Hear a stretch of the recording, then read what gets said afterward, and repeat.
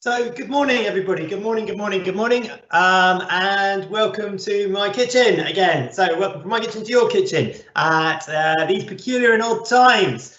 Great to have you on board today. So hopefully we've got a few of you on board today for the curry lesson today. So now we're recording these ones for YouTube. So if you're watching this back on YouTube, great to have you here joining us at Torquay Girls Grammar School. That's great to have you.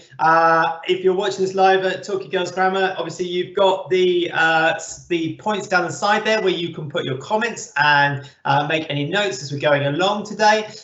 If you're watching us back on YouTube, then just feel free to put your messages and comments along the bottom there, where you'll also find along the bottom there the equipment and the ingredients for today. If you're watching us, say on Torquay Girls Grammar, you've obviously had your information about what the recipe is in advance. And today we're looking at making a curry. We're going to be making a vegetable fruit curry today, but you could also adapt this one. Now we're in a lockdown larder situation, so I know that you might not have all your ingredients to hand that you would normally have to hand, and you might not have all the bits and pieces you would want in the recipe. So we can adapt, we can change, and I'll give you some tips and things to do along the way to help you out with your ingredients and what equipment you've got at home in these lockdown larder situations. Okay, so that's what we're doing today. Now, if you're watching this on YouTube, obviously you can pause and rewind and fast forward, and the same is true for the girls watching this live at Torquay Girls Grammar School. You can also pause, rewind and fast forward at any point throughout these, and I'll flick up between the recipes today and what we're making today and how we're going to be making it today.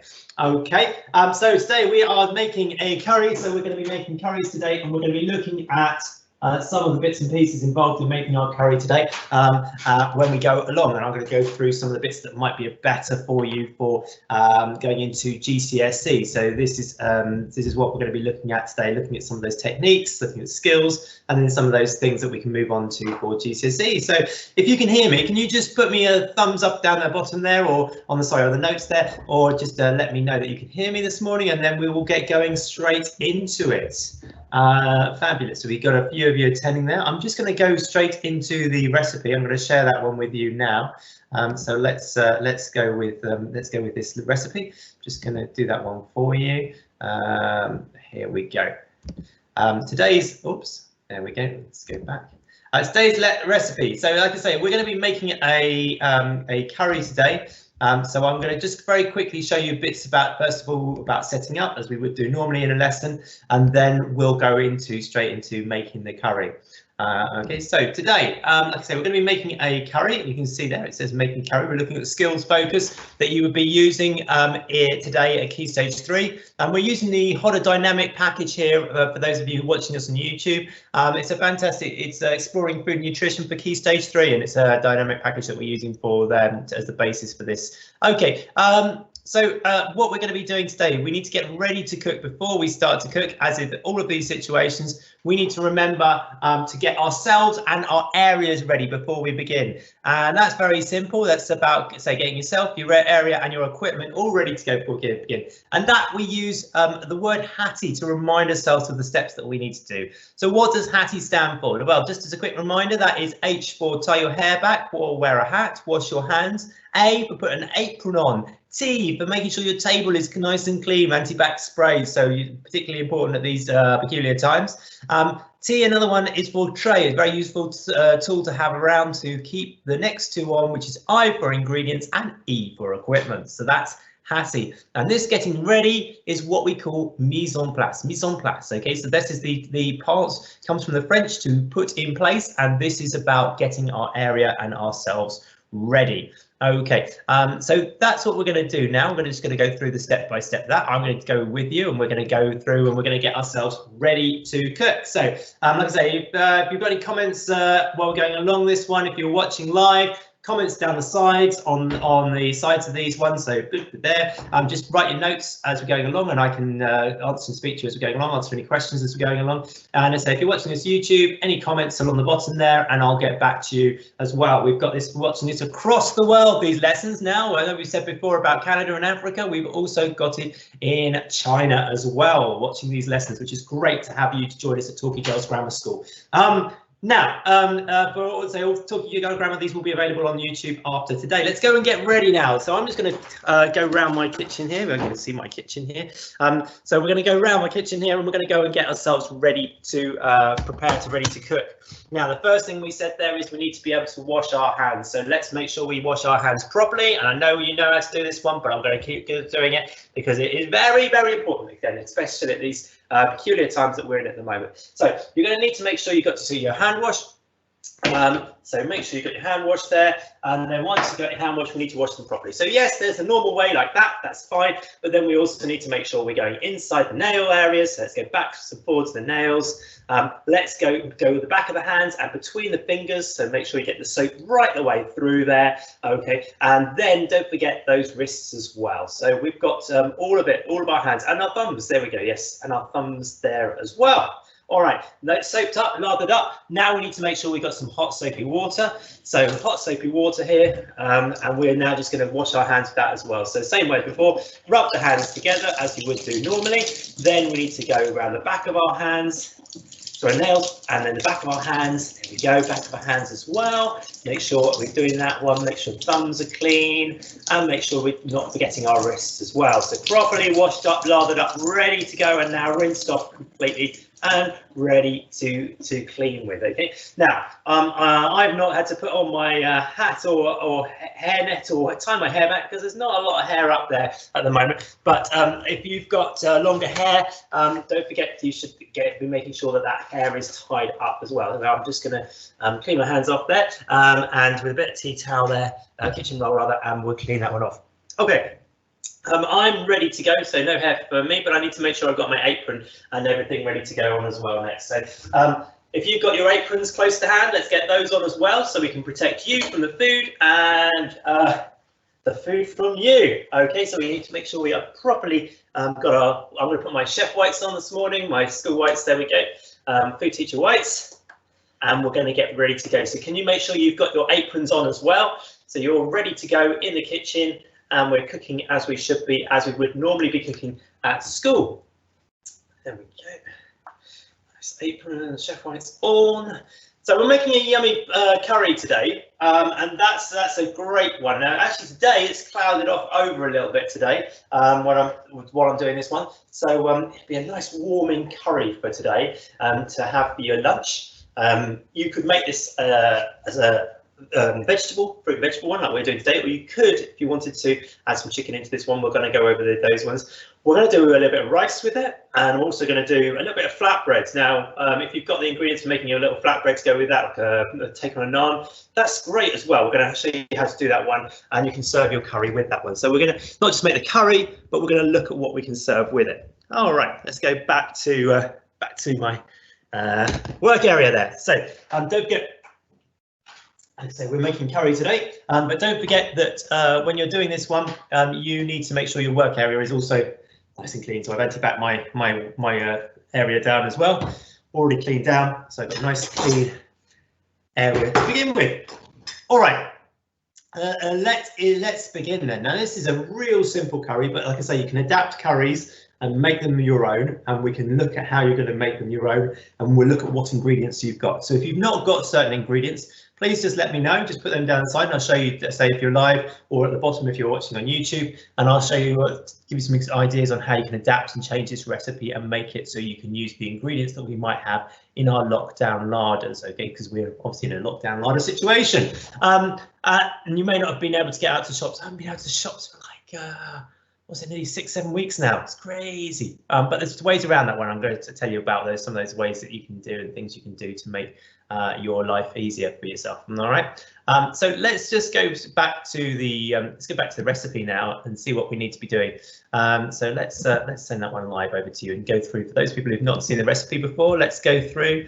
Okay, so today we are doing a banana and mandarin curry. Now that sounds really odd, and it sounds disgusting, and it sounds, ugh. Would that really go together? Yes, trust me on this one. Trust me. This is a beautiful curry. It's sweet. It's fruity. It's not like anything you may have had before. It's really worth trying and having a go at this one. Now, let's start with the basics here. It's got a chopped onion to begin with. Now, whatever sort of is a good basis for any kind of sauce, in particular this one, which we're making today, which is like a reduction sauce, and I'll talk to you a bit more about this one.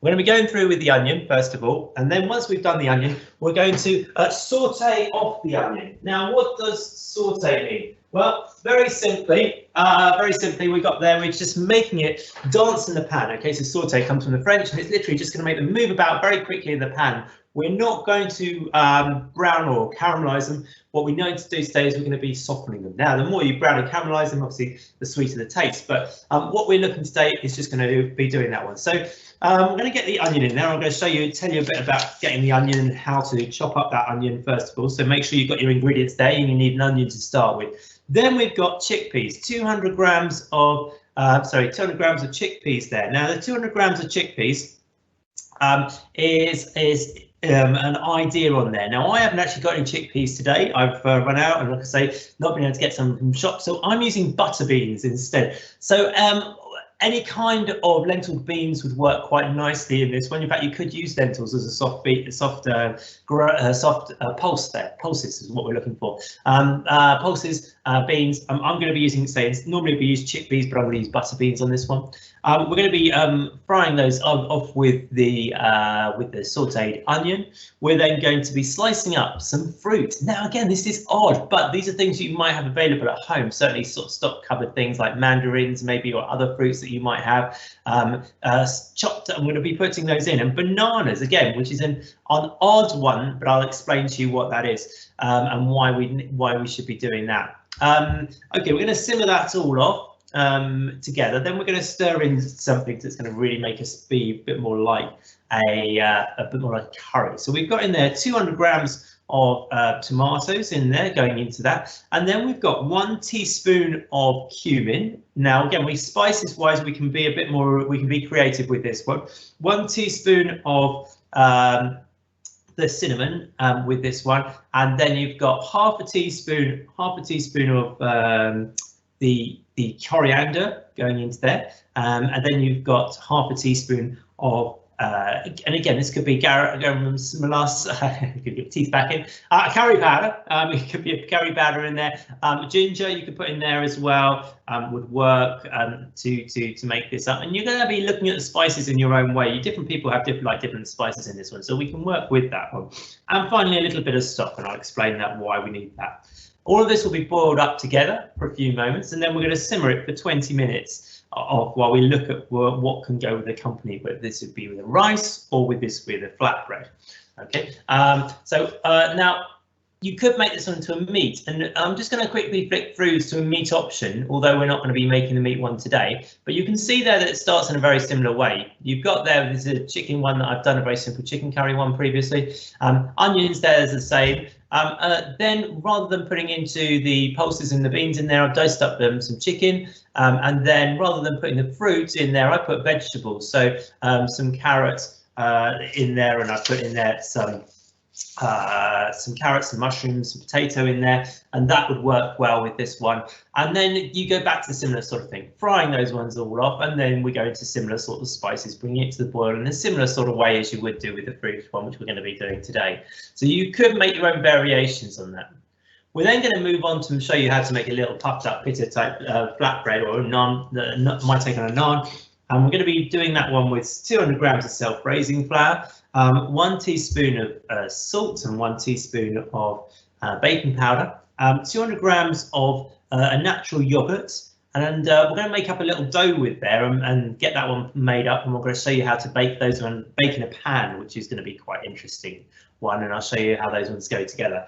So that's what we're looking for today. That's how we're going to work today. I'm going to just go back to myself, and we'll get going, get straight into it. Okay, so let's come back to ourselves, and let's go straight into today's lesson about what we're going to be making. So hopefully you're all ready now with all your equipment and all your ingredients to get going. I'm going to get going with you.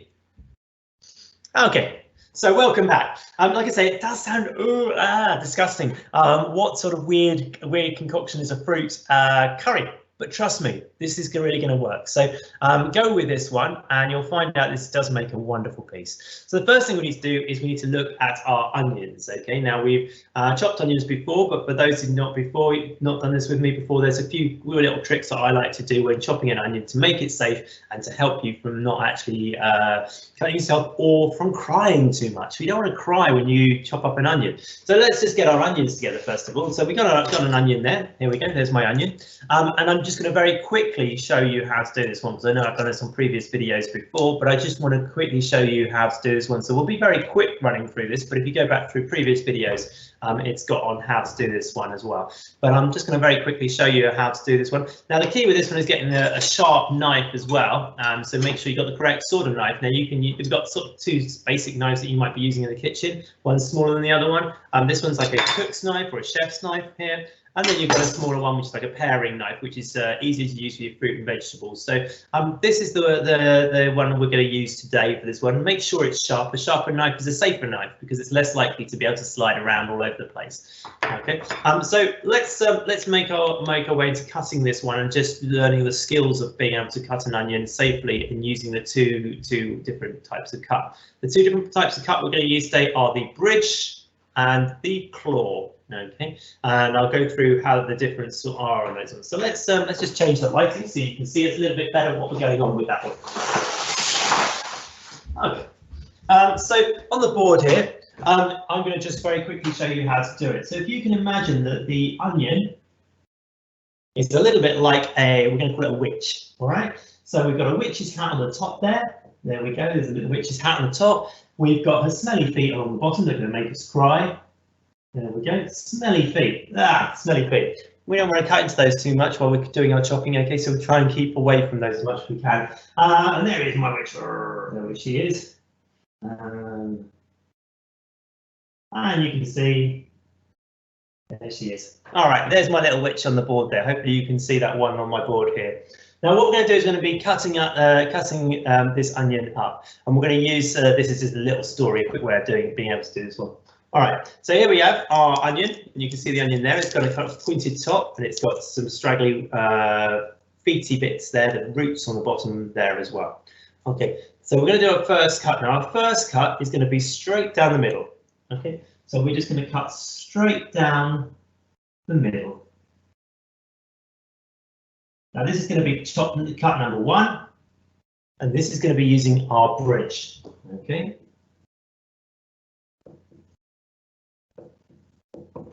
Bridge. All right, so let's do that one together. I'm going to, first of all, I'm going to get down close so you can see exactly what I'm doing on my board there. Okay. Move my knives out of the way so you can see exactly what's going on into the board there. So the first thing is I'm going to hold my onion around the middle with my thumb and my forefinger to form an archway, just like that. You see the little archway that's going on in there. That archway is what I'm going to put my knife through, so I'm going to cut away from my fingers and down. So putting that through that bridge, I'm going to cut down and I'm going to cut the onion straight down the middle. So holding the onion down by the centre there, can you see that one? So I'm holding it down there and I'm going to cut from foot to head, top of the hat. Now, I'm going to keep this very much close together, and then all of a sudden I'm going to very quickly put this flat on the board because I don't want to release any of those chemicals that are going to oxidize in the air that are going to form me an irritation for my eyes. Okay, so very quickly now, straight on the board. Okay, 3, 2, 1. Okay, you see that's flat on the board now. All right, so the next thing is we need to do is we need to then take off the witch's hat. So if I move the camera up there, so that was number 1, which is the bridge. Okay, very simply, we're going straight down the middle. Number 2, we're going to go across the other way. Okay, number 2, and this is our claw.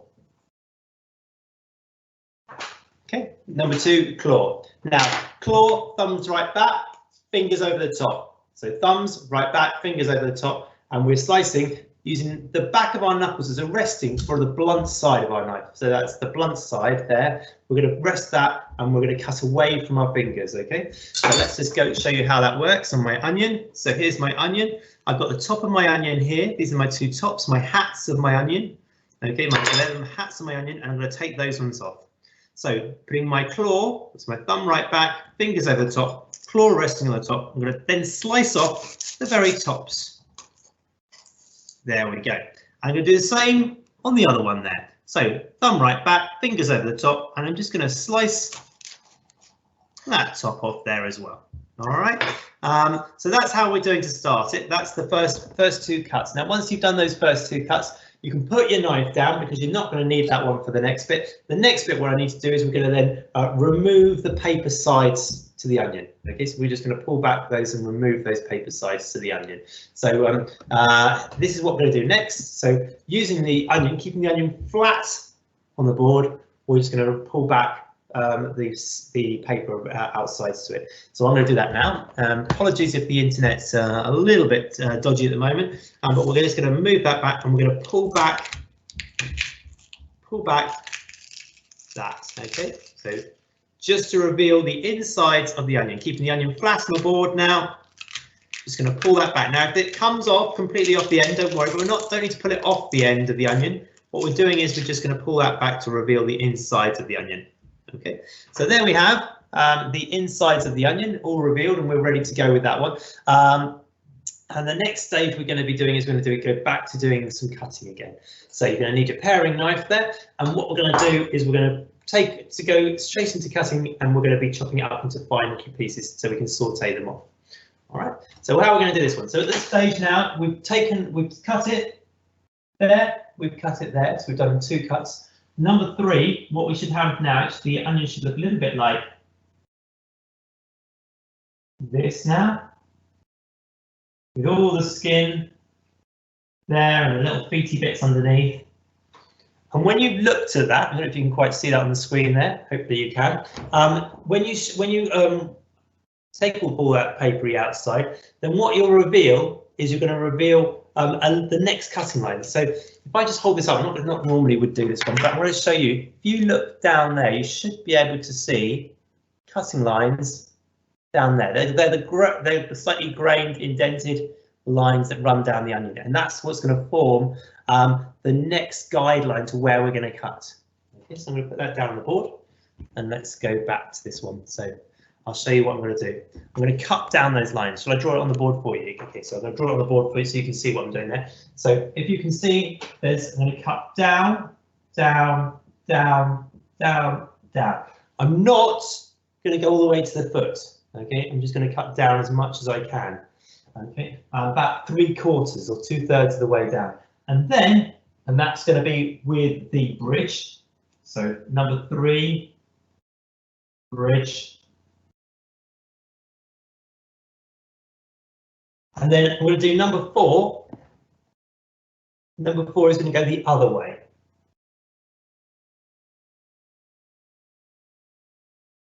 And that's going to be the claw.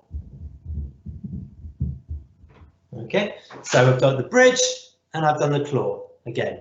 So here we go. Let's do that one with the onion. All right, so what we're going to do is we're going to use the bridge first, and then we're going to do a claw. So I'll go show you down on the camera. So the first one we're going to do is a bridge, going down about 3/4 of the way of the onion, so it's all chopped up really nicely. I'll do the same on the other one, chopped down really nicely, 3/4 of the way down. And then I'm going to go the other direction. So putting my thumb and fingers hidden away, I'm going to cut the other direction. So I've got noughts and crosses, I'm going to chop the other way as well. I'm going to do the same on the other one.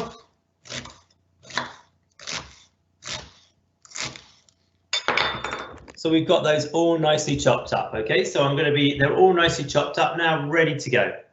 So I've got my onion now, and if you look closely at the onion, what you'll see is you're going to see, if I show you there we go. Hold that up to the camera. You've now got your cuboid, 6-sided cuboid of the chopped onion.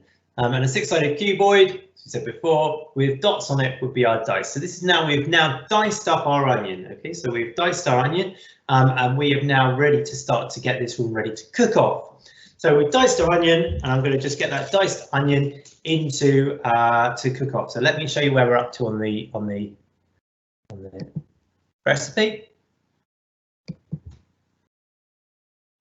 Okay, so we are at this point here. We've chopped up the onion really nicely small. Now, in with that onion, I'm going to put a little bit of garlic. Now, garlic is the same family as the onion, and we're going to show you how to do that one as well next. So get your garlic.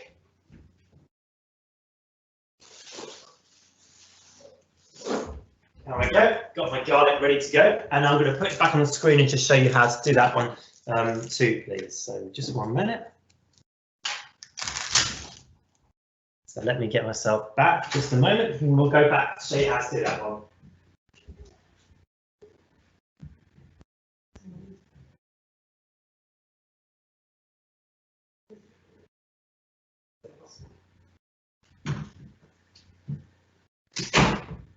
Okay, so let's go back to me. Just trying to get it back on. There we go.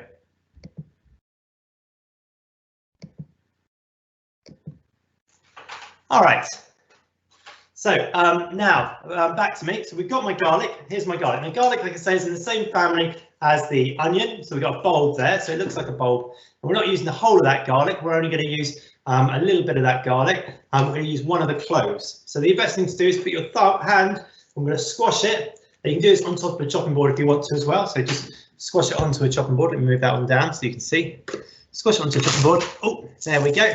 And you can see all of those cloves inside. And we only need one of those cloves, or if you want to, you can put 2 in if you really like your garlic. We're going to chop those ones up. Here we go. So there's my bulbs, and I'm just going to chop those ones up. So how do we chop up a bulb? Very, very simply here, what we're going to do is we're going to take the tops and the bottom of those bulbs, okay, and then we're going to peel the paper off, the same as you have done with your onion, and chop it up very, very small. So here we go. Here's my bulb. And what I'm going to do is I'm now going to chop the top off, take the top off, take the bottom off. Okay, take the top and the bottom off. And then what I can do is I can remove all of that paper. So here's I'm just going to take off all of that paper there that's around the outside. It's like a purpley paper for me. It might be like a shade of white or purple on there. And just remove all of that paper from it. Okay. Done the same for there. There we are, paper's removed off there. Now, once you've removed the paper, all we need to do then is we're going to slice them up. Now, before you slice them up, a little tip here. What you should do is give them a little crush first. So you can use the back of a spoon or the back of a fork. And we're just going to crush them first, okay? Because that's going to release some of those essential oils. A lot of people forget to do that. So just give them a little crush. Just putting my thumb inside a spoon the wrong way. Give it a little crush. And then we're going to chop it up nice and small. Okay. Right, let's try that one now. So I'm now just going to chop that one up, same as we did before. I'm going to use a teeny tiny little claw to do this one. And I'm just going to chop that one up. Okay, nice and teeny tiny small. And I'm going to put that in with my onion. Okay, same again. So chop that up teeny tiny small. And we're going to take that one up, chop that one up as well. Okay, so now I've got on my board chopped onion, chopped garlic. And we're going to take that one over and we're going to start to cook with that one. So I'm going to take that one over to the frying pan and we're going to start to cook. And we're going to be doing the first of our cooking, which is going to be our sauteing. So let's go over to the oven now, over to the hob rather. Here we go. And we're just going to go over to the hob here in my kitchen and hopefully you can see what's going on there. Let me move that one over. There we go. So I'm at the hob now. I've got my rice for later on as well, so let's move that one out of the way so you can see what's going on. I've got a few pots and pans on here today. I'm going to start with the frying pan. Let's move that one out of the way so you can see what we're doing. I'm going to start with the frying pan here, and I've got a wooden spatula there just to be working with it. I'm going to put the onion and the garlic in, but before I do that, I'm going to switch it on. Make sure you're using it properly. That pan handle should not be pointing this way. The pan handle should be pointing over somewhere where there's no heat, so there's no likelihood of you being able to burn yourself, catch yourself on it. You're walking past and then catching yourself on it. So make sure the pan handle is over somewhere where there's no heat, or ideally onto the worktop, so you're not going to catch yourself. Now I'm going to switch this one on. I'm going to be doing this one on a medium heat, so let's just switch this one on for you.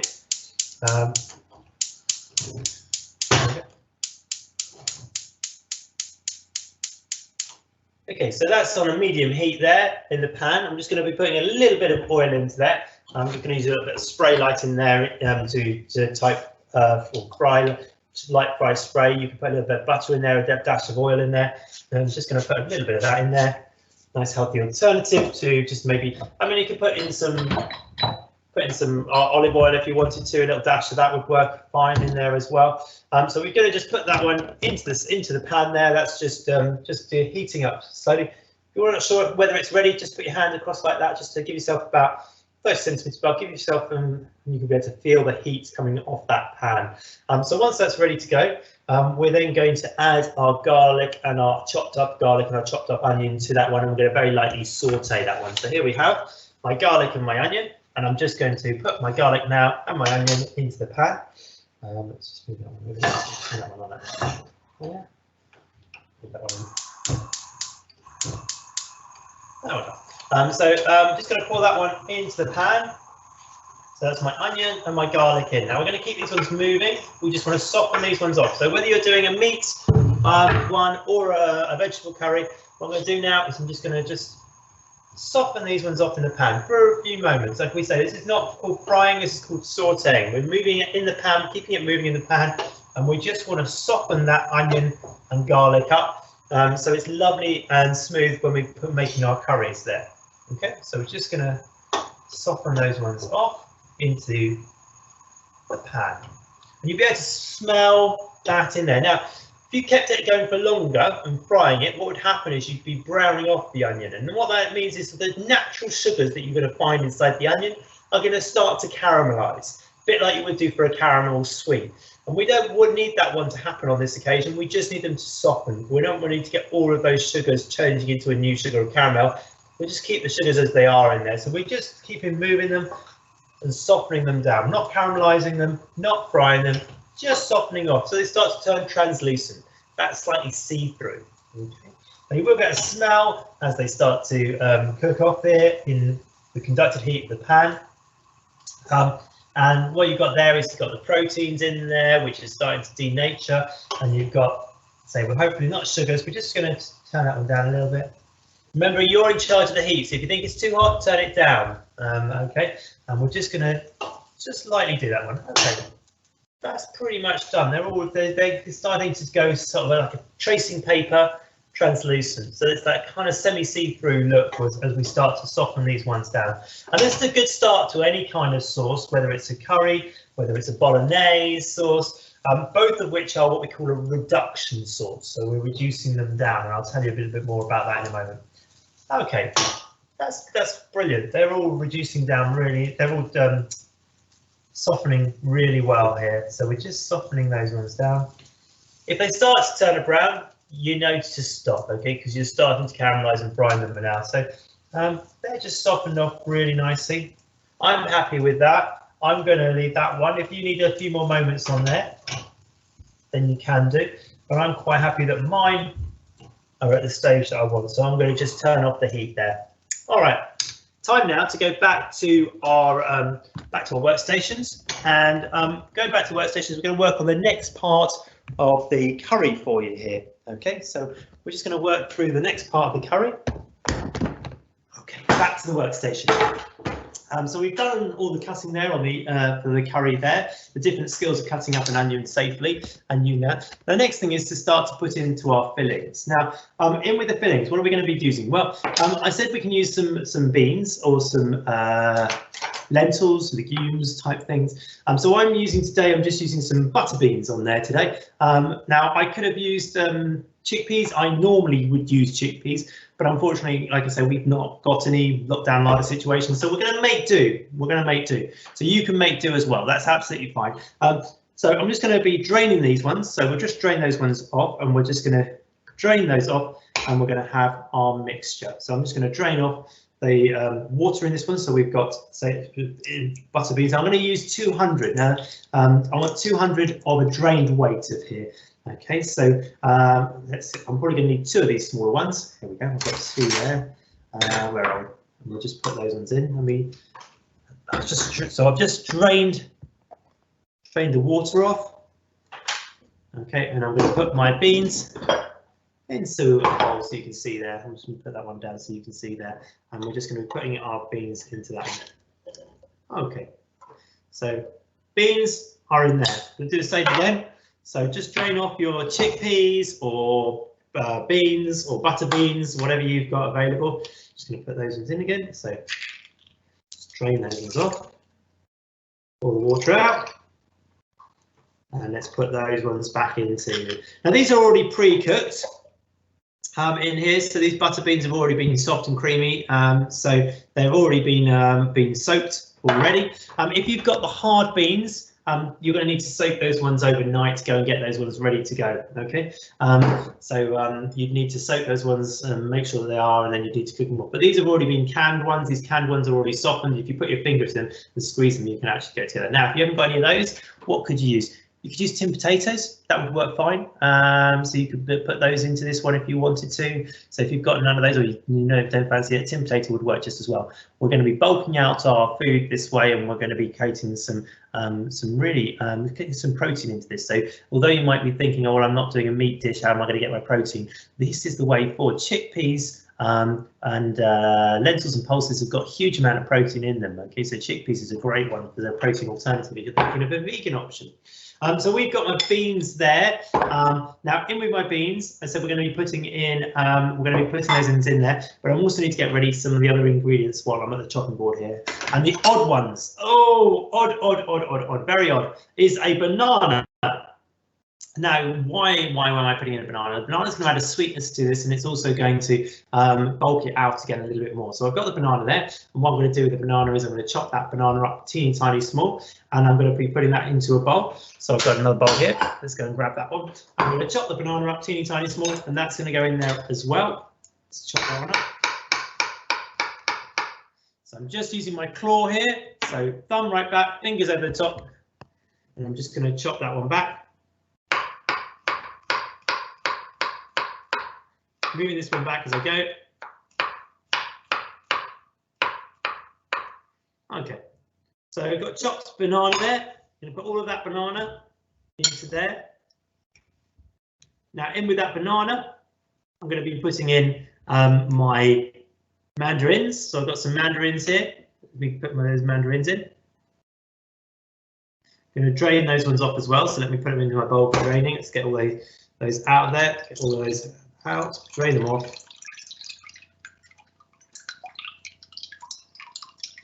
Okay, and then you can see there I've got my mandarin pieces there, and what I'm going to do with my mandarin pieces is I'm going to put those in with my banana.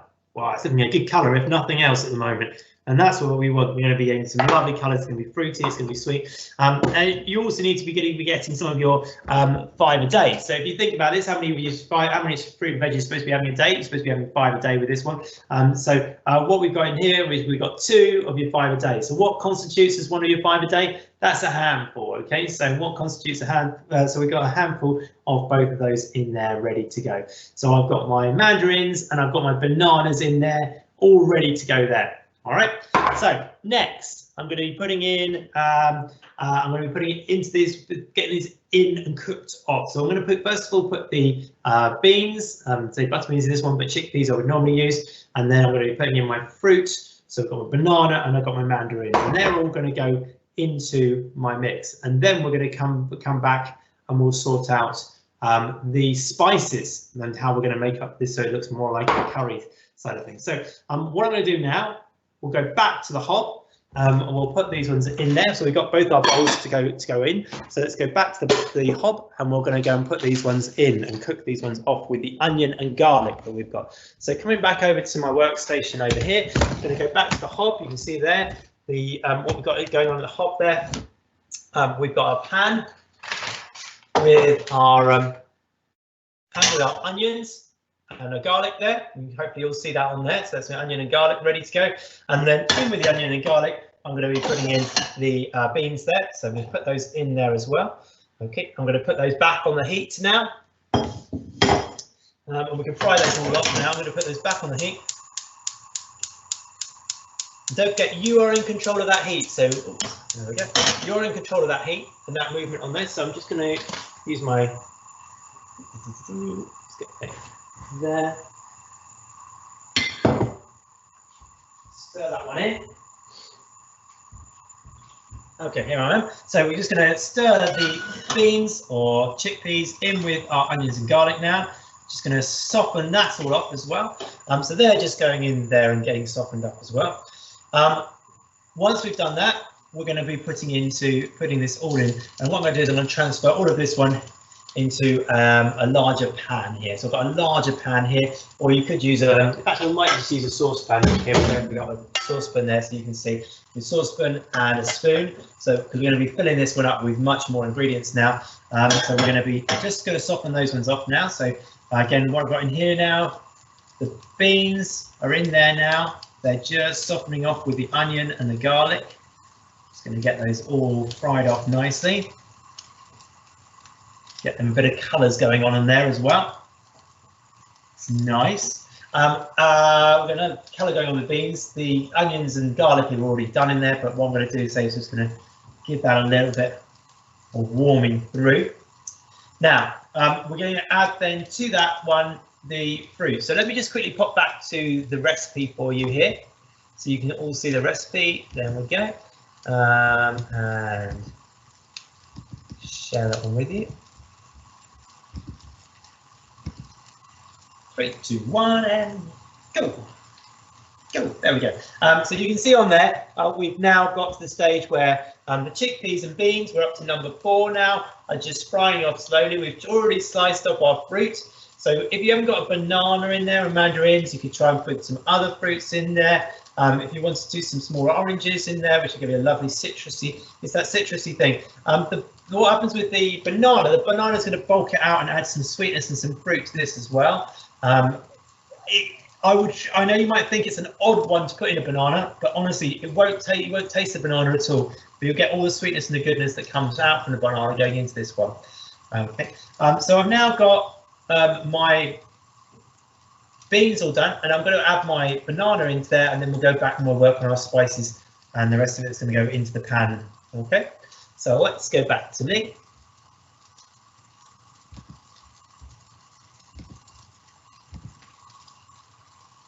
There we go. And you can see now, hopefully you can see there, that we've got those all steaming away nicely in there. The onion, the garlic, and the butter beans are all there, wonderfully going ahead there. Now what I'm going to do to that one, I'm now going to add my fruit. So my fruit's going to go into there as well. So I've got my bananas going into there, and my mandarins going into there as well. And we're just going to stir all of that mix through as well.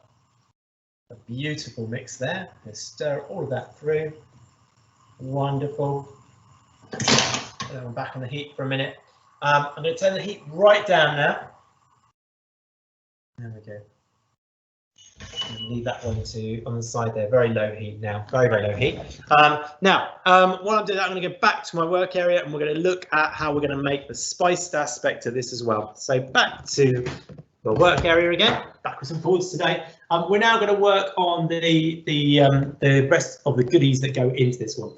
So the next thing we need to be putting into this is we're going to be putting tin tomatoes. So we got our tin of tomatoes, and when with this we're going to be putting in our spices.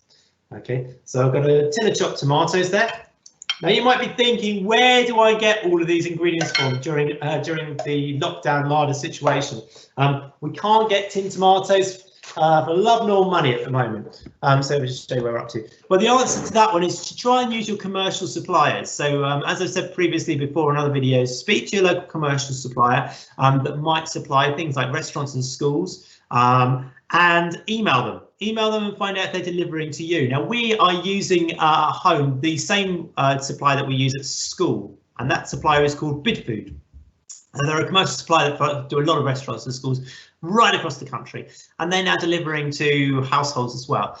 So well worth using that. That's Bidfood, B-I-D and then F-O-O-D, Bidfood. And they're, say, our local school supplier, and they're now just supplying me to, and they've got hundreds and hundreds of ranges, a huge range and huge availability, and they'll do next day delivery as well to your house. So do that one. Alternatively, if you can walk to your local pub or restaurant, why not email them and see if they've got any spare ingredients that you can either buy off them or barter with them for ingredients. We've done that previously as well with our pub down the road here. So that's another way of getting ingredients so you can still able to cook. So a bit of a lockdown tip for you there. All right, I'll write that name up on the board. Now we've got our tomatoes there. Now in with our tomatoes, we need to start adding into our different spices. So I'm just going to go and grab some of my spices. There we go. All right, here we go. Now I've got all my spices here. I just missed a spice there. And we need to work on putting these spices together. Now you're going to have your own different variations on this one, I'm sure, but I will show you what I like to do, and then we'll go through and you can add and alter that one as you want to. So we're going to be working with teaspoons is the easiest way to work this one. And I'm going to start with a teaspoon of cumin. So I've got my cumin here. I'm going to just put in there a teaspoon of my cumin into that one.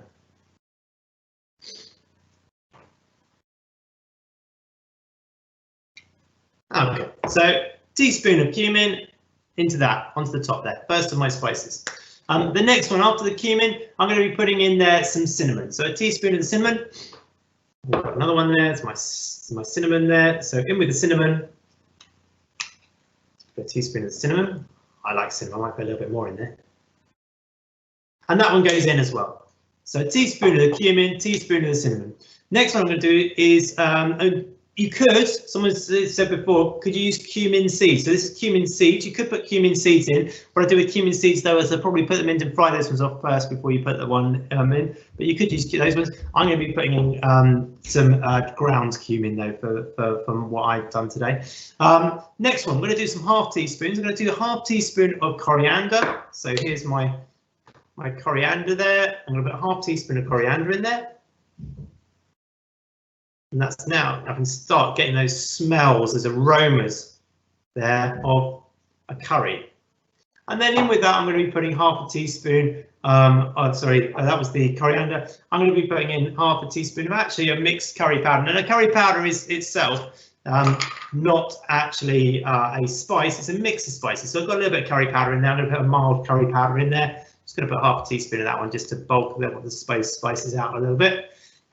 So there we go, so half a teaspoon of curry powder. And like I say, if you look on the back of the curry powder, it's not actually a spice, it's a mixture of spices. So I've got my curry powder in there, and in with that one, normally a curry powder. Oops, you can see it on the screen there. There we go. So in with the curry powder, you normally have a mixture of spices in there. So in this one, you've got more of that coriander, you've got some onion, garlic, turmeric, black pepper, cloves in there. A bit of chili powder in there, so it's a mixture in there. And you could add some of your own heat if you wanted to. I'm going to add a little bit of paprika. I'm going to go a bit off task here, but I like to add a little bit of savoury heat to that one. I'm going to add a little bit of that one in, a bit more in there. Oops, I like that one. A bit too much there. There we go. So we've got that one in there as well. So I've got my basic mix. Now, the difference between this curry and maybe, like I say, the meat curry that we showed you at the beginning was instead of fruit, we put in some vegetables. So with the fruit we put in today was the banana and mandarin, but you could do a meat one and we could do with a mushroom, carrot and a potato as well. But then the onion starts off the same, and this will be the same once you've cooked off those chicken and you've cooked off the vegetables. If you're doing meat and vegetable one, we're doing a fruity one today. So, but these stays the same. This mixture of spices will work really well with it, with the tomato at the end, and the onion works really well at the beginning. So either we're going to put this one together. Now I've got all my spices there. I'm now going to be putting that in with the fruit, which went with the onion and garlic. Okay, so we'll go and put all these ones together now, and we'll mix those ones through, and then we'll reduce it. So back over to the heat again. So back over to the heat where on the low heat, the banana and the has been going very nicely with the beans there. So that's now beautifully. That I'm just show you. You can't really see on camera, but that steaming away lovely. It's all softened up really, really well. So what I'm going to do is I'm going to put that now into my saucepan. So I'm going to just transfer that one into the saucepan. You add my tomato. You could do it if you've got a large enough frying pan. You could put it all into, keep it all in the large frying pan if you want. If you haven't, into a saucepan. In fact, mine might be big enough to do it. We'll put it in. There we go. Let's transfer all of that in. So I'm now going to put in the onion, the garlic, then the fruit and beans go into there. So I'm just going to push all that goodness now into my saucepan. If you're struggling with that, get a grown-up at home to help you with that, just to transfer it all the way in. That's better. And then that one's clean. Then into that, I'm then going to be putting the spices and the tomato. So I'm just going to put all of that in there now. And then I'm going to stir that through. And I'm going to reduce. Now this is a reduction sauce. Now at GCSE, making a curry where you're making your own sauce is high level. Okay. If you do a couple of things. Now, if you, as we learn in year 10 and at GCSE, if you can break down your own piece of meat, so if you're breaking down a chicken and portioning the chicken off, and you're putting this chicken into a curry, that would be considered high level. Or you can make a fish curry, so filleting down a fish, putting that into a curry, that would be considered high level. If you're making your own vegan or vegetarian curry, like today's one, this would need to be accompanied with something to get your high level skills. And that accompaniment would probably be something like a bread. So I'm going to show you how you can make a quick little flatbread to go with this one, which would be lovely to dunk in this one. Now that's simmering off nicely. Okay, that's going to take about 15 to 20 minutes just to simmer off nicely on a low heat. Remember your pan handles, keep your pan handle away from the heat. Okay, now if that's going to take 15 to 20 minutes, what can we do in that 15 to 20 minutes is we can get our rice on and we can start making our breads. Okay, so I'm just going to let that one simmer and we're going to do just those two things. So if you go back to the recipe here, we share that one with you.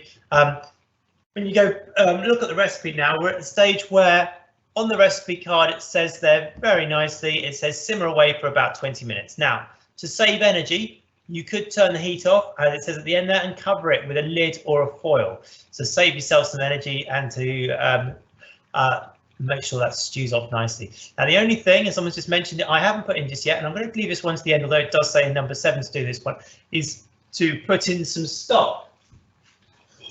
Now, what is that? And how does that work? Well, let me go back to you here. Sorry.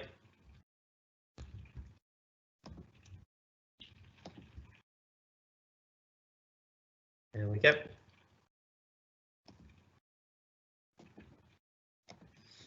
So how does that work? So we've got some stock here. So I've got my little jar of stocks. And what I'm going to do in there is I'm just going to get one of these. Now what a stock cube is, you could use all sorts of stock. We've got a vegetable stock here. It's a little package of goodness and it's dried out and squashed up, what we call dehydrated. And it's got all of that nice boiled up vegetables. So you've got potato, carrots and all sorts in there. And that's just going to crumble that into the top. And that's just going to thicken off our curry beautifully. I'm going to put about half a cube of mine in there, depending on what size cubes you've got. You can get stocks now in a liquid form, but I've got a little dry packets there, and I'm just going to use half one of those, and I'm just going to stir that in as well. It's going to help to season it, and it's also going to thicken it. So we've got a beautiful now curry there, which is stewing off nice. I'm just turn that one down a little bit and let that one just simmer. All right, so that's simmering off nicely into there. Beautiful. So 15 to 20 minutes. So while we're doing that, let's get with that. Now, if you've not done this before, I'll leave it on the back burner in the corner there. Let's go and put that one in the corner just to simmer off nicely. Now, while that's simmering off nicely, let's think about other things. Let's say we can do some rice. So just going to get a pan here, and in with a pan, I've got already boiled up some water. I'm going to be putting that in there. Put a lid to the back one as well. That one simmer off nicely. Put the lid on. So boiling water into there.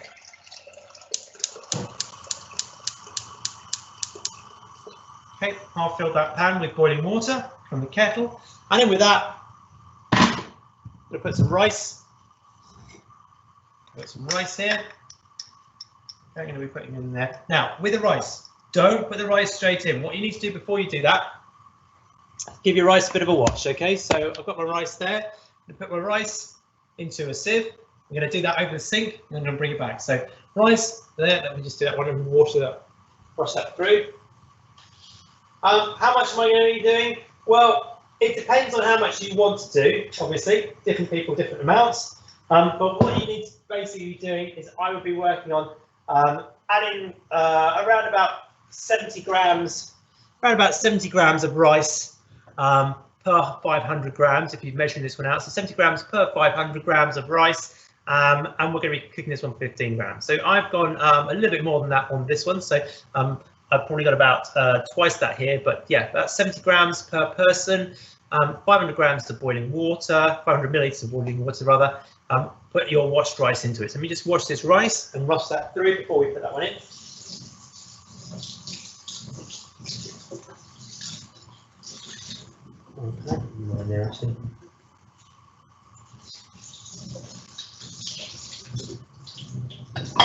Okay, so I've just washed my rice, and depending on how many people there are, say 70 grams per person is about right. I'm now going to pour that rice into the boiling water. And that's ready to go. That will be ready when my curry is ready as well. So we need to give that a bit of a stir. I'm going to put a lid on that one as well.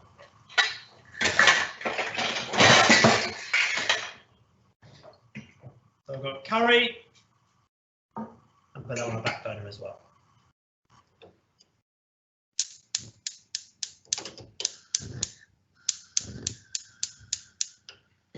And we'll leave that one as well. So what I've got going on here now is I've now got my rice, my curry, 15, 20 minutes. That's going to be good for that one to go. And now I'm going to make myself a quick little naan bread. Okay, now while they're stewing away and doing their business over here, let's go and make a quick little naan or a flatbread. And I'll show you how to very simply make a flatbread, really lovely flatbread as well. If you've not made one before, this is a nice little thing to do while you're waiting for these to do. Now I didn't put the recipe on there before, so if you haven't got the ingredients, that's fine. Let me just quickly show you how the recipe works for this one though. I'm just going to go back to share this one with you. So all you're going to need for this one is you're going to need some flour. Let me just get that one up on the screen for you. That's the curry one. So flatbread, all you're going to need for this one is a little bit of flour. So we've got 200 grams of flour. And then in with the 200 grams of flour, you're going to be putting in some baking powder and some salt. And then we're going to be working with that one to make it into knead it into some little balls on there. So it's a nice flatbread to do, and it's a nice accompaniment to it. Now this would give you the higher level at GCSE by creating a bread dough, bread to go with it would create you a lovely higher one. You can make all sorts of bread, but this is just a quick little bread that I like to make. It's a soda bread rather than traditional bread, which would be yeast based. So it's a soda bread, but it's still quite a nice accompaniment to go with your food to increase the skills there. Okay, so let's get this one onto it and back to me. All right, so how to make this one. So I've got here a bowl, and in with my bowl, I'm going to be putting into here 200 grams of flour. So into that bowl, so you can see that better. I've got some self-raising flour here. Now, if you haven't got self-raising flour, that's fine. Don't need to put self-raising flour in there. You could just put some baking plain flour into there. You could put some strong bread flour into this one and just add a little bit more baking powder into this one to make it into self-raising flour. Because all self-raising flour is just normal flour, and then you just add a couple of tablespoons, so a bag of flour, and add a few tablespoons of baking powder to it, and you've got self-raising flour. So here's my self-raising flour. In my self-raising flour, I'm going to be putting 200 grams of this self-raising flour in there. So there we go. Now, if you haven't got scales at home, a little tip for you there, for you if you're at home, let me just put that one in. So we've got 200, there we go, it's just coming through. But I'm just using the scales here, but if you haven't got scale, that's fine. You don't need to scale it. You can use your hands as well to make roughly with this one. So go with your hands like that. And for your age group, if your size hands, if you get that, that's around about with a level double handful, you're around about 100 grams. So 200 grams looks something like that. So you've got 200 grams in the bowl there. Now, in with your 200 grams of that, you're going to be putting in a teaspoon. So you can get yourselves teaspoons back in. You're going to need to put a teaspoon worth of baking powder. So I've got some teaspoon there, and I've got my baking powder here. Now I know it's self-raising flour already, but we want to bulk this one out and to make this one rise up. We want some lovely puffed up flatbreads. So I'm just going to put in another teaspoon of this one. So there's a teaspoon of baking powder in there, just a normal baking powder on there. In that goes there as well. All right, so we're just doing this one while everything's stewing over there nicely. And don't forget when you're over there, pan handles, sides, and I was going to knock into that one while you're doing that one. So I'll put in here now that I'm going to put in there a teaspoon of salt. So I've got some salt here. Let's put a little bit of salt in that one. Now, what can you also put in this one? Well, if you've got some fresh coriander, that can be really nicely. You can put in some dried coriander if you want to. Just put into this one really nicely. Garlic goes really nicely into this one.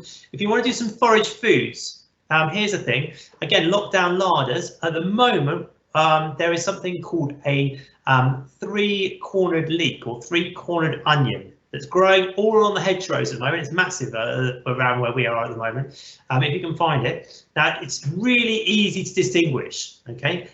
So it's about the same sort of size as the bluebell, but it's white. It's got long heads, white heads, a bit like a bluebell, but it's white longer heads, and they've got a green stripe down them.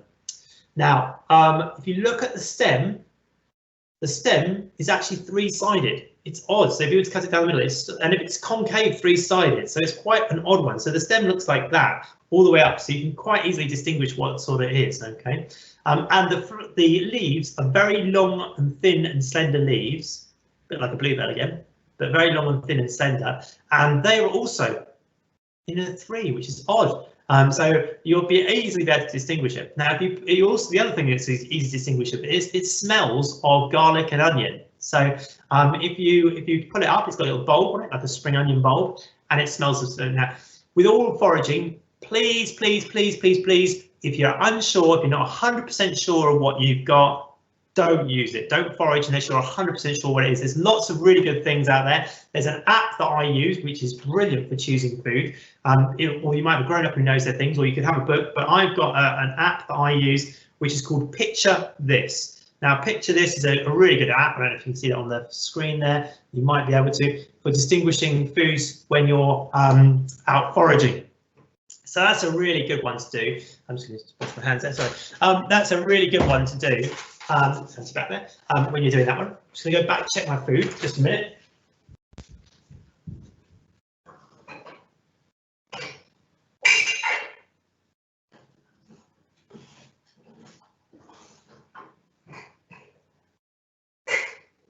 Oh, that's looking lovely over here. Sorry, I'm back in a minute. Thought I'd just give it a quick check. That's beautiful. Yeah, wonderful, wonderful, wonderful. Okay, so sorry, back again, just check the food here. So yeah, if you can do that one, that goes really nicely in this one. Other things that are available, and you can get wild garlic as well, but you have to be careful with what you're looking for wild garlic, because there's another very poisonous plant called lily of the valley. Smells nice, not like garlic or onion, and that can be very poisonous. So be very careful if you're looking for that one. But so with foraging, you've got to be 100% sure. But if you've got this three-cornered leek or onion, wild onion, or it's sometimes called bell onion, if you can find that one, and that's really nicely chopped up. If you haven't got any fresh herbs, you can use forage herbs. Make sure you wash them as well. Now, there's a whole thing on foraging and safe foraging for food on my YouTube channel. That's a Fun Kitchen, and you can find there. And there's one about how to make a rainbow bake, all about and how to do a rainbow challenge using just forage foods at this time of the year. So really good. Anyway, so making the basics here. We have the bread in there. We have the flour in there, with the baking powder and the salt ready to go. Now we need to add some moisture to activate our raising agent. So the raising agent in this one is a baking powder, which is a combination of an dry acid and a dry alkaline, bicarbonate soda and cream of tartar. So if you haven't got baking powder, you can always use that instead. Now it's the soda in it that gives it that kind of soda bread. This is actually a type of quick bread or soda bread here, because we're using a baking powder which has got bicarbonate soda in to give it that rise. So in with this one, we're going to put our liquid, and we're going to be putting in there 200 millilitres of 200 grams of some natural yogurt. So in this goes. So we can use a spoon there. We're going to just spoon all that yogurt in there. So I've got some yogurt in there. I'm just going to pour that yogurt in. There we go. In the yogurt goes, and we're just putting all of that lovely, yummy white yogurt into there. Okay. So yogurt's in there. Got yogurt in there, and now we can start to mix that through. So get your spoon. So I've got my yogurt, my equal quantities of yogurt to flour. So if you want to make more, just double it up. I'm going to stir that through. So I'm going to stir now the yogurt in there. And actually, I think I might just put a little bit of fresh herb, put some herbs in this one just to mix this one through. So we're just going to stir that one through until it starts to form a dough, and then when we've got a dough, we can start to knead that one and make it into our flatbreads. And just keep checking like I did. Just check on your curry there. Just make sure it's okay. Check on your rice if you're doing rice with it. All ready for lunch. There we go. Or break, as it were. All right. So we've now got to the stage where we've got quite a gloopy mix there of dough. I'm going to mix the two together and we're going to form them and we're going to knead them for a little bit. Okay. So I've got that one now. I'm going to turn out my dough onto work surface. I might just add some coriander in there as well myself. Let me see if we've got any coriander. We can add it into that one. Let's have a look.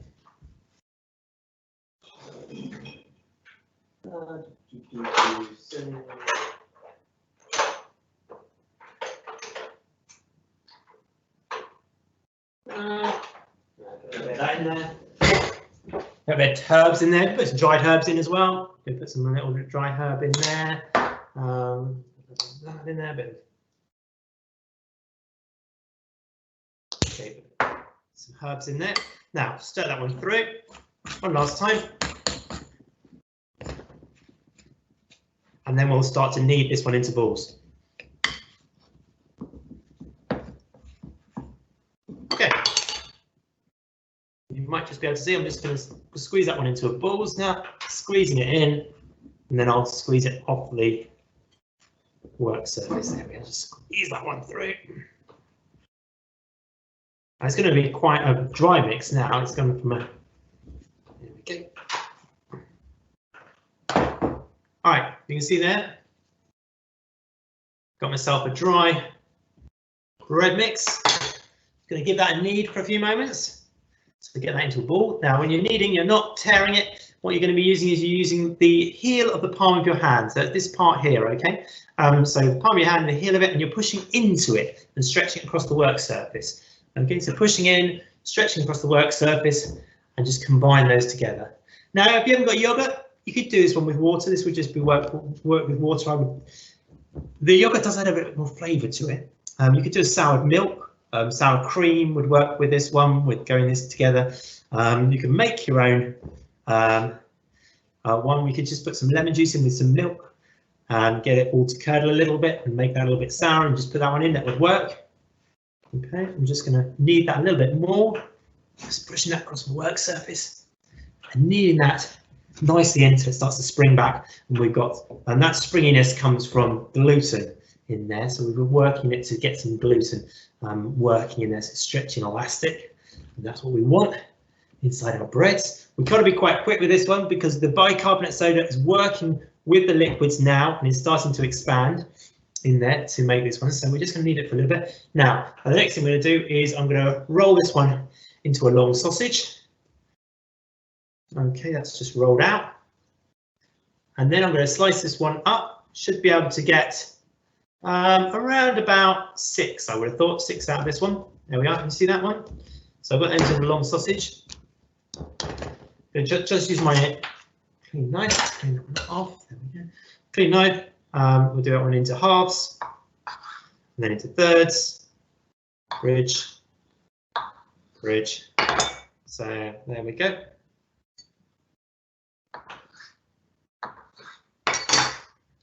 All right, there we go. 1, 2, 3. You can see those on the board. There we go. So I've got those in there, slice those ones up. Now each of those I'm going to roll into a little ball. Just roll each of those into a little ball. And the same with the other two. Okay, now each of those we're then going to roll into like little pancakes. Now, rolling pins. If you haven't got a rolling pin at home, that's fine. Lockdown lighter situation, let's do some alternatives. Milk bottle will work well. Just be careful when you're squeezing that one down because it's not as robust as if you were to use a rolling pin. Got rolling pin out of milk bottle there. Just get a little bit of flour on your work surface. So just get a bit of flour on your work surface. There we are. And then roll that one out into some actually it works just as well with a milk bottle if you haven't got a rolling pin. There we go. And we're just going to roll those ones out, put a bit more flour on the work surface there.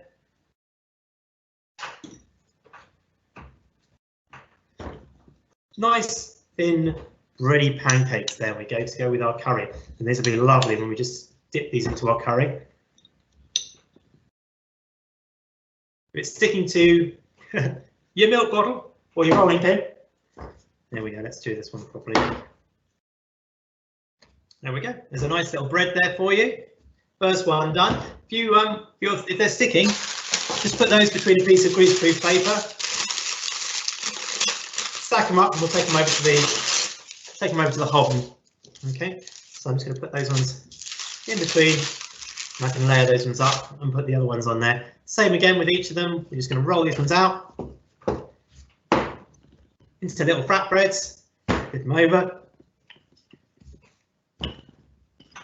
Quick little nani flatbread to go with this one would be lovely. Here we are, next one. Next one. See what I mean? They're really simple, these ones, to produce. And you can have a nice little flatbreads to dip into your fruity curry there.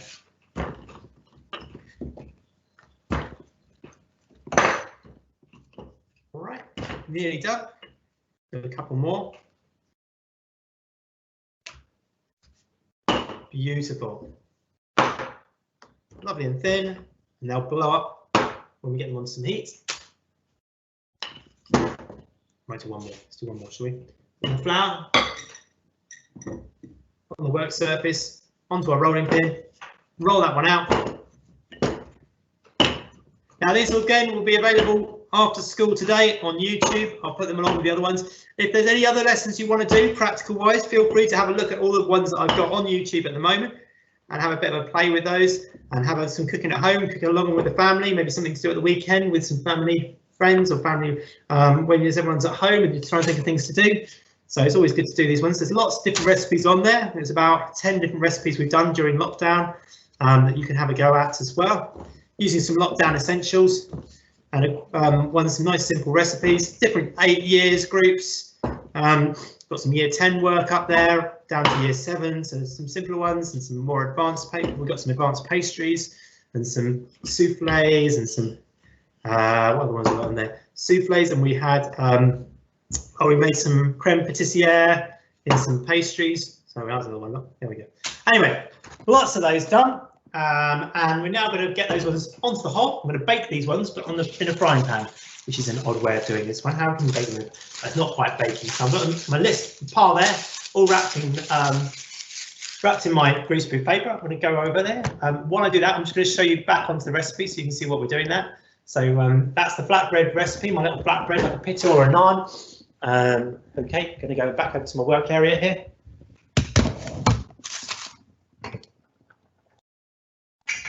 Remove those lids. I'll show you where we're up to.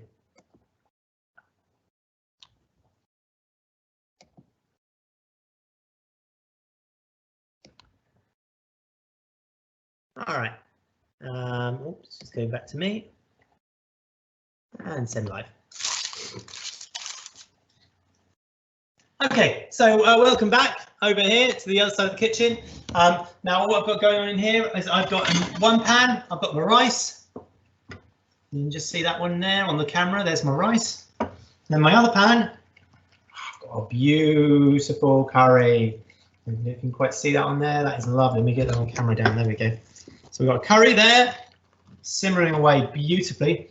Oh, it's smelling delicious. On my other pan, we got the rice. Move that one up so you can see. There we go. Now finally, we're just going to get the breads ready to go in these ones as well. So with another frying pan or a small frying pan, I've got another frying pan here. Going to do this one. All right.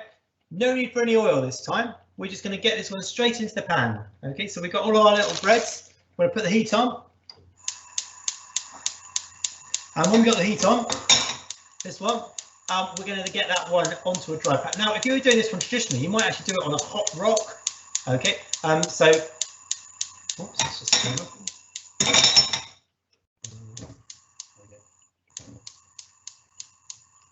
So you might do this on a hot rock. You could do this one, but we're not going to do it. We're going to do it in a pan. So I've got my little breads.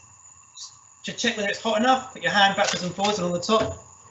Move those pans slightly out of the way so you can see. And then I've got my hot pan. Is it hot enough yet? A little bit longer maybe. It starts to feel warm on your hand when you're about 30 centimeters above.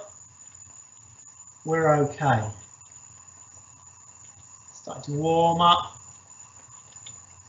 Another way to do this one. Get a bit of water on your hand. Drip the water in. Starts to sizzle. We're at a good stage as well. If it's not sizzling away, let's flick some water in there. Oh well, that's starting to sizzle away. That's ready to go. So I'm going to put these ones straight in. Okay, I'm just going to put these straight into the pan. Keep it moving. And that's going to go straight into the pan there. I'm going to keep that moving in the pan. And as it moves around, that's going to cook itself. Okay, I'm just going to use something to get that one out with. Now, don't use one of these in a non-stick pan, really. I'm just going to use that one. Let me see if I've got a wooden spatula, another wooden spatula I can use. So grab another wooden spatula.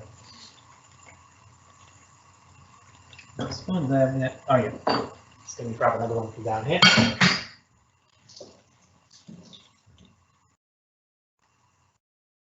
Okay, that's better. Mine's a non-stick pan here, so I'm just going to. All right, mine's just starting to bubble up, which is great. My bread's starting to puff up now. In the heat, you can just see it. You might not be able to see it. I'll just show you in a minute when that comes out. It's just starting to puff up around the edges. Flip that one over. It's like cooking a pancake in that way. So we flip it backwards and forwards, and we can get it going. The rice, like I say, is nearly done. Now, the curry is a reduction sauce. Okay, so a curry is a reduction sauce. So it's a bit like a bolognese sauce. What's happening is all of those juices in the curry are beginning to come together. All the flavours are starting to mix together. And what it's doing is going to concentrate the flavour. Okay, so we're going to have a concentrated flavour. All the vitamins and minerals in there beautifully concentrated as well. And we're going to have all that lovely goodness all concentrated together. Okay, so we're going to be in the pan there, concentrated those ones together. And that is a reduction sauce. We're going to reduce the volume, concentrate the flavour, and you'll get a beautiful, beautiful, strong curry flavour coming through that one. Okay, so my bread just starting to brown off on one side. Flip it over, do it on the other side. If you want to use some tongs with that one, that's good. Just using a wooden spatula with this one. So keep it moving. We're already burning on there, and it won't take very long at all to actually do it. And what's going to happen is, well, you've got the baking powder working in there. The baking powder is working with the liquid. The liquid was the yogurt. It's going to activate the dry acid and dry alkali. When the dry acid and alkali come together, they not only neutralize and form salts, but what happens is they form a carbon dioxide. That carbon dioxide inside is in that bread. When you heat it up, gas expands, and when that gas is expanding and the water liquid in there is expanding, it's going to puff up our breads. That's the idea with this one, as well as browning it off on the outside. So that's nearly done. You can see that that's looking lovely. So you want it to just brown on the outside. That browning in technical terms is what we call dextrinization. It means the sugars inside the flour, it's complex sugar called starch inside the flour, is splitting up into simpler sugars called dextrins, and that is what we call dextrinization. So the browning on the outside, and we'll talk about that at GCSE a lot more, is dextrinization. We are dextrinizing the outside of this one. Okay, so that's just working really nicely on our breads there. I'm going to show you one of my breads there. It's browning up nicely. I'll get that one out. Okay, so first bread is out. There we go. There's a lovely brown. You can see the brown dextrinization, all the brown parts all the way around there. That's going to be beautiful to dip into my curry in a minute. We'll put another one in. Open the window here because it's quite hot. I might put the fan on. I'll put the fan on. Sorry for the noise. A bit noisy. Don't want to set the fire alarms off there. Got a lot of cooking now. Now, you may have seen videos of doing these flatbreads, like naan breads, and doing them straight onto a naked flame. Flatbreads on a naked flame, and what happens is they puff up huge. don't recommend you doing that one in your own kitchen, but you can have a look on YouTube and see how other people have done those ones with bread. But they literally put these flatbreads straight onto a plate and they puff up really huge. Mine's just puffed up as well on this one, puffed up loads. I'm going to pop that one over. Got some really puffing up now, which is great. They're all starting to. The heat's getting onto that now. Be careful not to burn it. Keep checking it, flipping it over like you would do a pancake. Make sure it's not burning on the other side. It's quite a hot heat. Okay, you need quite a hot heat on it to be able to cook this one, but you don't want it to burn either. We're nearly done with the lesson now. Yeah, my bread is starting to puff up. It's just quite a cool thing to look at on the top here.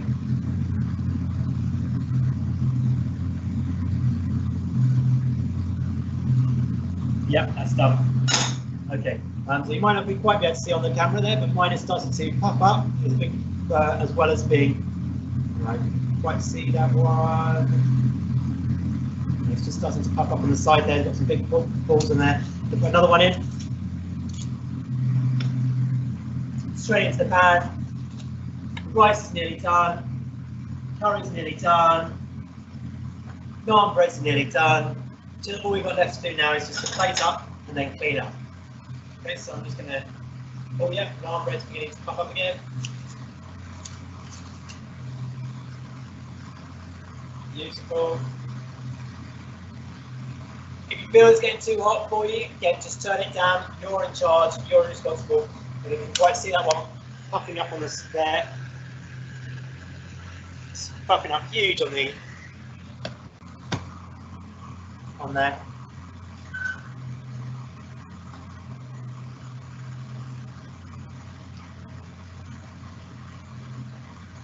Take it off the heat. It's getting too hot. Flip it over.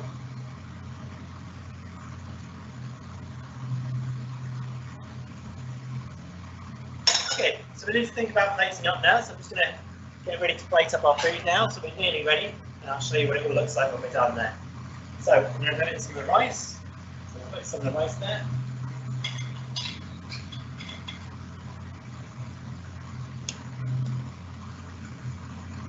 Get some of that rice on there.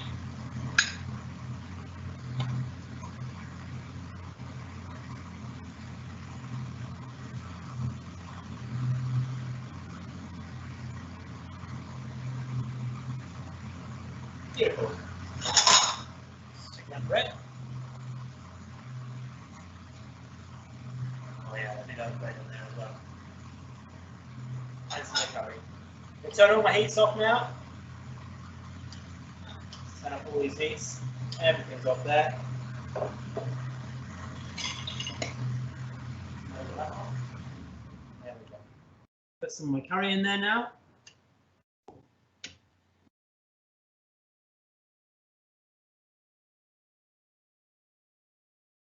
And that is a beautiful golden colour for that curry. We've got the curry on the top there, served with a little naan bread on the side. And that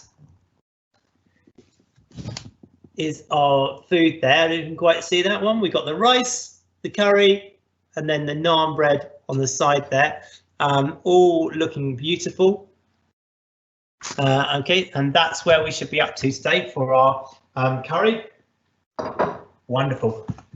That'll be lovely for lunch, or if you want to use that one, have that one for break.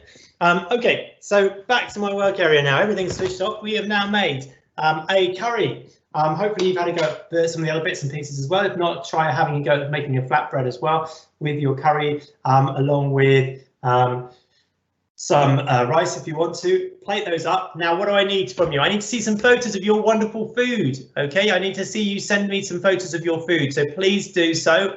Post your photos through, if you're Tilkeys Girls Grammar School, post your photos through the Teams as we've been working on here, or email them to me. That would be fine. If you're watching this on YouTube back, and you're not at our school, so you need to be sending them to whichever school you're at, but it would be lovely to see your photos as well. You can use the email through YouTube as well. Thank you very much for everyone joining us today. One last thing we need to think about before we go, okay, and that is very, very simply, you need to now, because you've been doing all these wonderful foods, you now need to think about washing up and clearing up. Okay, so please make sure you wash up and clean up afterwards. Collect all the equipment you've used, wash everything up using the right method. Okay, dry with a clean tea towel. Put everything away once checked by the teacher. But obviously we're in a lockdown situation, so it's not the teacher, but whoever's at home, make sure you cleaned up properly. Okay, so make sure you have cleaned up everything in your areas first. I don't want to be told that you haven't cleaned up anything, so please make sure you do so. All right, and make sure you have cleaned up your area well. Okay, all that's left for me to say is to you all is thank you very much for joining us.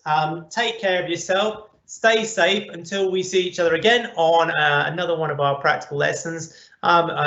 Take care, stay safe, look after yourself and look after those around you. Thank you very much. Goodbye.